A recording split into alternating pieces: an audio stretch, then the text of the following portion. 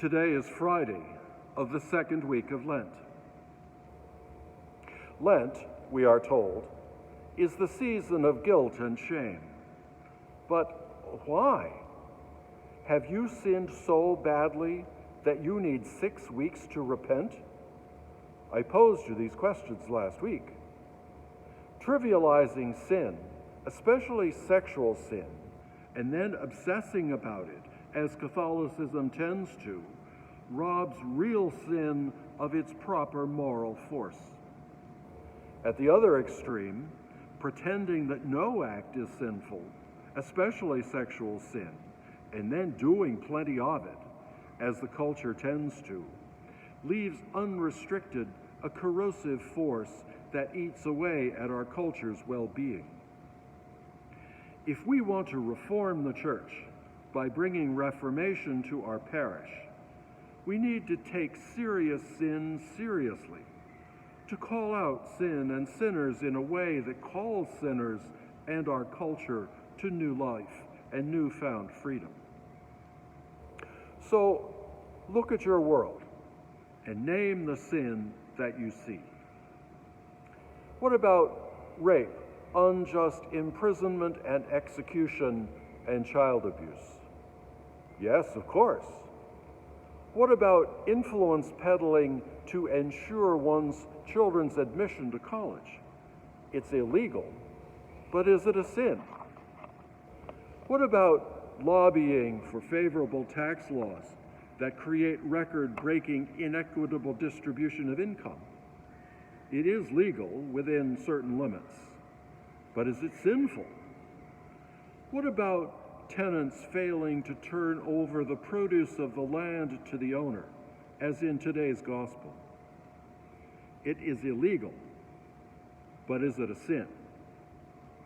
What about family hatreds, like the kind we see in today's first reading? And I quote, "When Joseph's brothers saw that their father Jacob loved Joseph best of all his sons, they hated him so much that they would not even greet him." Is parental favoritism a sin? Is hating a sibling out of jealousy and ruining his life a sin? But here's the harder part. Sin is not something just out there somewhere, committed by folks distant from ourselves. Some sin is close at hand, as in family sin. Big sin, like sexual sins, money sins, and political sins, encompass all of us. The sin done to us, the sin we do, and the sin we have to live with. So Catholicism is not wrong to ask us to recognize sinfulness, including our own. Catholicism's shortcoming has been to point us in the wrong direction with a childish black and white idea of sin and an expectation of unrelenting guilt and shame. So, how might we, as Reformer Catholics, think about sin?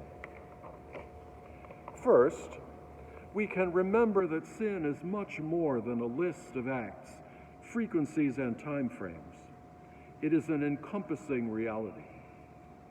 Second, we can name all kinds of sin around us, confess our own shortcomings, and make amends if possible, care for those hurt by any kind of sin, and protest the big sin we see around us. Third, we can acknowledge to God our inability to eradicate big sin and even local sin. This is an act of humility, and humility before God always draws us closer to God. Taking steps like these is what Lent is for. And the outcome? Freedom from sin, freedom for new life, in resurrection, just like Jesus.